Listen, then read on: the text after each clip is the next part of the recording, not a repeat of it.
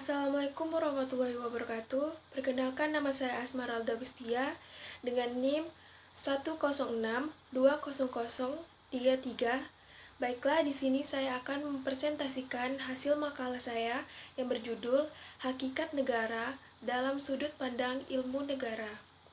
Sifat hakikat negara. Menurut KBBI, negara merupakan kelompok sosial yang memiliki wilayah atau daerah tertentu yang diorganisasi di bawah lembaga politik dan pemerintah yang efektif, mempunyai kesatuan politik, berdaulat sehingga berhak menentukan tujuan nasionalnya, yang mana suatu negara memiliki sifat bersifat memaksa. Salah satu sifat negara adalah memaksa, di mana negara dapat memaksa warga negara untuk mematuhi perundang-undangan yang berlaku di negara tersebut. Agar sifat memaksa ini dapat dilakukan secara menyeluruh, harus ada elemen-elemen pendukungnya. Adapun elemennya yaitu adanya peraturan perundang-undangan yang berfungsi untuk mengatur seluruh aspek kehidupan dalam berbangsa dan bernegara, disertai sanksi yang mengikat untuk meminimalisir adanya pelanggaran. Lalu, adanya lembaga penegak hukum. Aturan tidak dapat berjalan maksimal tanpa adanya lembaga penegak hukum, seperti keberadaan polisi yang bertugas untuk bertindak para pelaku pelanggar hukum. Tidak hanya polisi, tetapi juga lembaga peradilan yang mengadili berbagai peradilan pidana maupun perdata. Bersifat monopoli. Negara juga memiliki sifat monopoli segala aspek kehidupan masyarakat. Monopoli dilakukan untuk menetapkan tujuan bersama sehingga seluruh warga negara beserta pemerintah memiliki visi dan misi yang sama. Monopoli ini dapat berupa monopoli terhadap sumber daya alam yang berada di wilayah suatu negara, atau adanya larangan-larangan terhadap tindakan tertentu yang tidak sesuai dan dengan tujuan nasional negara. Adapun tujuan negara Indonesia terletak dalam pembukaan Undang-Undang Dasar 1945 alinea keempat. Sifat mencakup semua. Sifat mencakup semua ini menunjukkan bahwa peraturan perundang-undangan yang berlaku di suatu negara berlaku untuk seluruh warga negara tanpa terkecuali yang tinggal di negara tersebut, sehingga kedudukan, kekayaan, tampang, atau apapun tidak dapat mempengaruhi pemberlakuan aturan tersebut. Sifat hakikat ditinjau dari sosiologis. Sifat dari hakikat negara dari segi sosiologis merupakan peninjauan negara yang didasarkan pada anggota masyarakat. Sifat dari hakikat negara ditinjau dari segi yuridis. Sifat dari hakikat negara dari segi yuridis berarti suatu negara dilihat dari peraturan atau ketepatan yang berbentuk suatu negara. Berdasarkan teori negara, sifat hakikat negara dapat ditinjau dari 3 segi, yakni dilihat secara historis, sosiologis, dan yang terakhir secara yuridis. Suatu negara dapat terjadi melalui beberapa aspek. Beberapa teori tersebut diantaranya adalah teori ketuhanan, teori perjanjian, teori kekuasaan, teori kedaulatan, teori hukum alam, dan teori hukum murni. B. Teori asal mula negara. 1. Teori ketuhanan. Teori ini menganggap bahwa terjadinya negara memang sudah kehendak Tuhan Yang Maha Kuasa. 2. Teori kenyataan. Teori ini menganggap bahwa negara itu timbul karena kenyataan, artinya berdasarkan syarat-syarat tertentu yang sudah dipenuhi, misalnya adanya pemerintahan, wilayah, penduduk, dan pangkuan dari alam dan luar.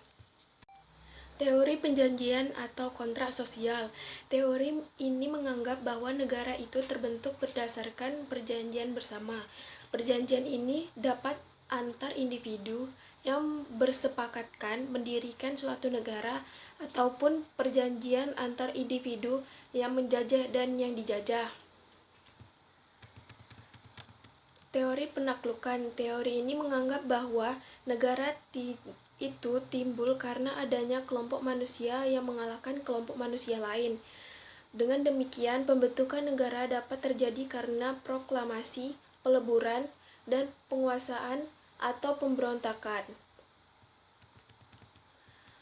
Teori alamiah. Teori ini menganggap bahwa negara adalah ciptaan alam karena manusia dianggap sebagai makhluk sosial dan sekaligus makhluk politik.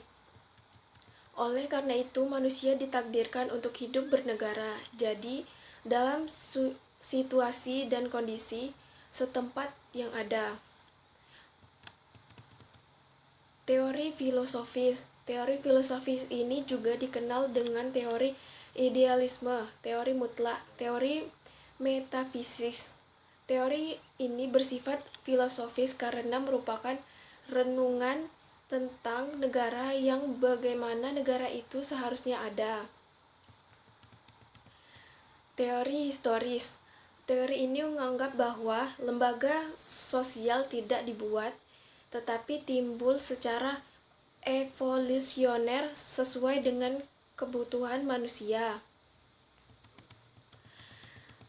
Teori organis. Teori ini menganggap bahwa negara sebagai manusia, pemerintah dianggap sebagai tulang, undang-undang dianggap sebagai syaraf, kepala negara dianggap sebagai kepala, masyarakat dianggap sebagai daging.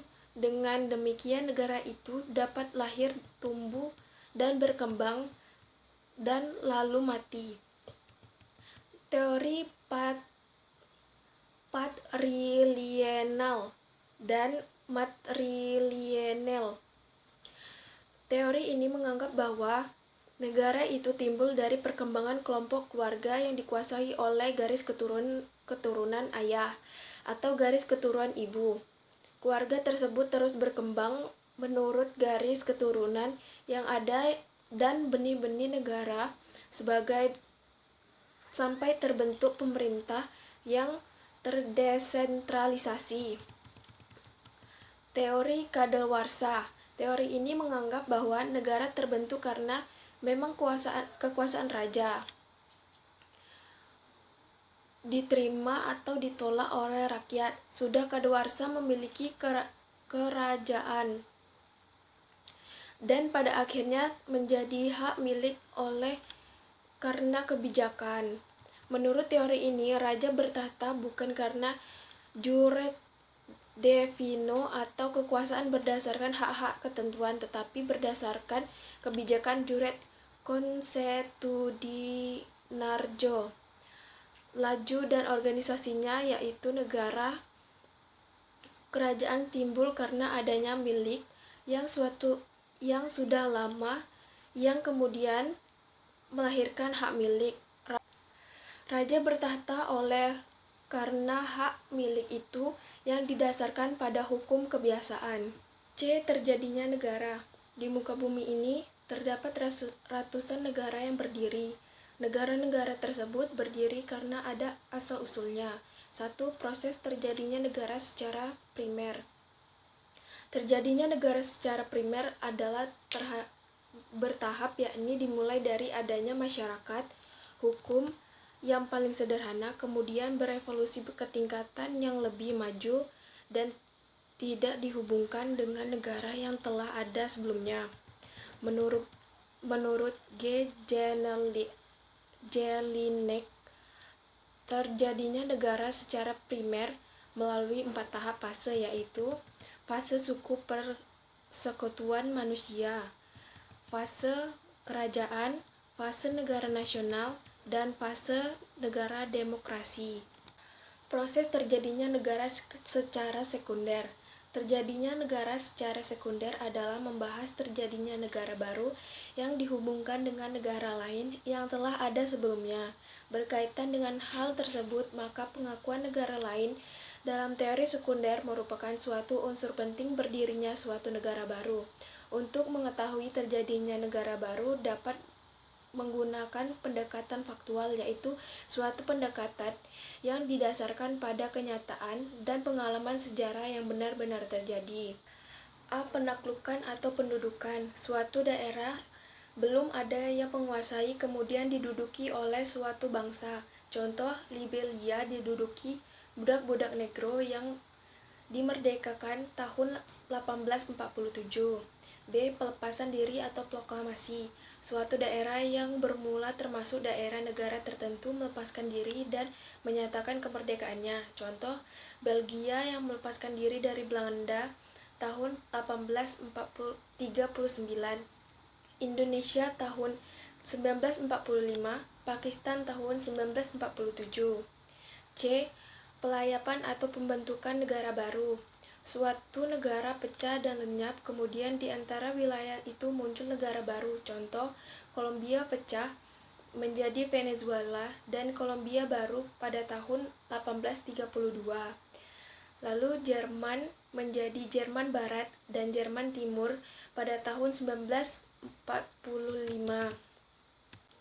D. Penarikan. Mulanya suatu wilayah terbentuk akibat naiknya lumpur sungai atau timbul dari dasar laut. Wilayah tersebut kemudian dihuni oleh sekelompok orang hingga akhirnya membentuk negara. Contoh, negara Mesir terbentuk dari delta sungai Nil. E. Penyerahan. Terjadi ketika suatu wilayah diserahkan pada negara lain atas dasar perjanjian tertentu. Contoh, wilayah Schleswig diserahkan oleh Australia pada Prusia, Jerman. F. Pencaplokan atau penguasaan. Suatu negara berdiri di suatu wilayah yang dikuasai oleh negara lain tanpa reaksi berarti. Contoh, negara Israel ketika dibentuk pada tahun 1948 banyak mencaplok daerah Palestina, Suriah, Yordania, dan Mesir. G. Pemisahan. Suatu wilayah yang memisahkan diri dari negara yang semula menguasai kemudian menyatakan kemerdekaan. Contoh, Belgia memisahkan diri dari Belanda dan menyatakan merdeka. H. Peleburan.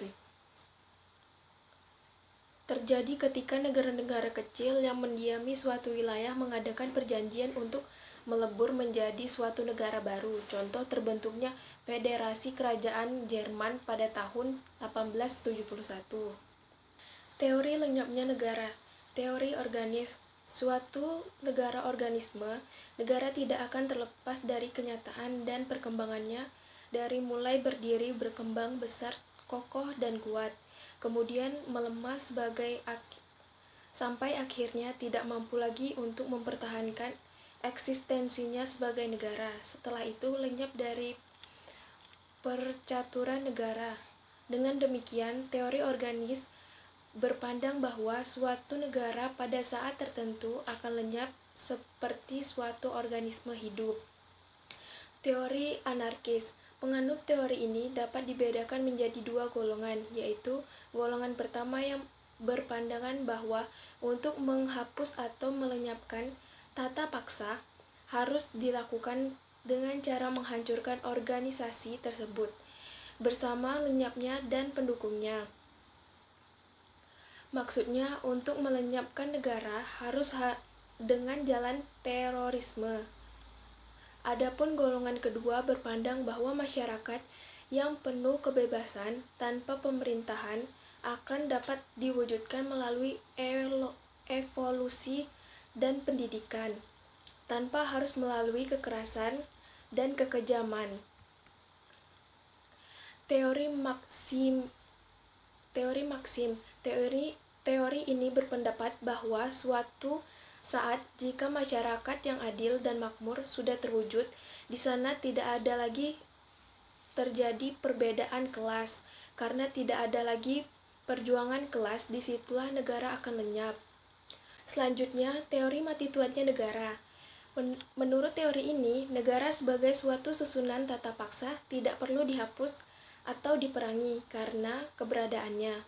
Berdirinya atau hilangnya negara sesuai dengan hukum yang berlaku. Dengan kata lain, negara akan berdiri atau lenyap menurut syarat-syarat objektifnya sendiri. Jika syarat-syarat untuk berdirinya suatu negara terpenuhi, negara akan tetap berdiri.